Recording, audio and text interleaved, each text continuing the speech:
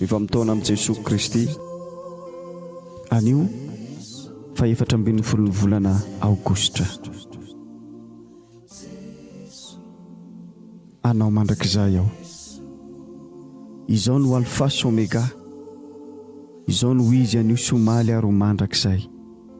Toerana tsy mitsaha-miovaova ity tontolo iainanao ity, ka tsy azon'ny sainao eritreretina ny fahasimbany. Na io tenanao itombonao io aza dia tsy azonao sakanana ny fahasimbany. Na dia ao aza niezaka siantifika moderna ankehitriny izay manalava tsy ankijanona ny fahatanorana sy ny fiainana. Fa izao kosa dia izao ihany omaly sy anio ary mandrakizay. Satria tsy miova na oviana na oviana aho, dia fototra mafy iray ho an'ny fiainanao. Tsy andahoanao na oviana na oviana aho.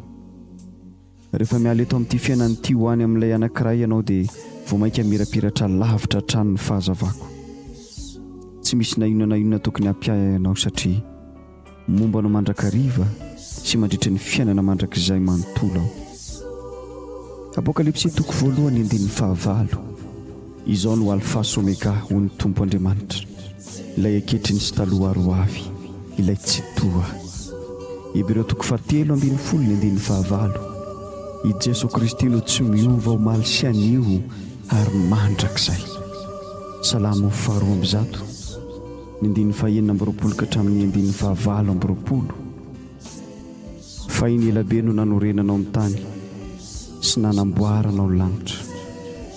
Mbola ho levina ireo fa ianao kosa maharitra. Mahatonta toy ny fitafiana ireo. Asolo toy ny akanjo dia voasolo. Fa ianao kosa tsy mba miova, ary ny taonanao tsy mba hifarana. Salamo 7:7-20. Fa io Andriamanitra io no Andriamanitsika mandrakizay, ary izy mihitsy no hitantana antsika hatrany.